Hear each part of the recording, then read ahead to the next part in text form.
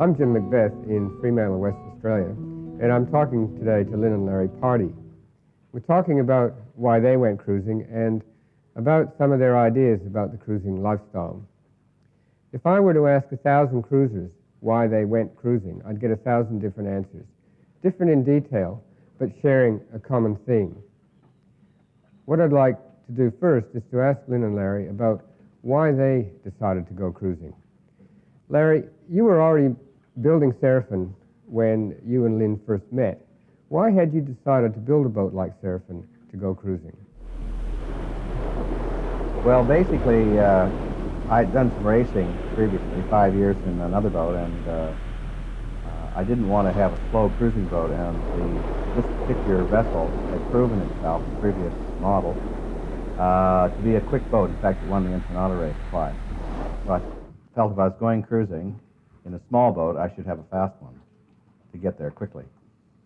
Now, Lin, you, obviously part of the reason that you went cruising was the lure of this romantic young Canadian that you'd met.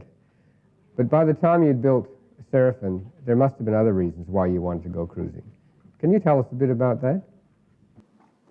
I guess he was pretty romantic back then, but what was even more romantic is what he offered me, which was a way of getting out of the 9-to-5 job syndrome, a way of seeing lots of the world without having to pack a suitcase, without having to work full-time, and adventure. I've always dreamed of having adventures.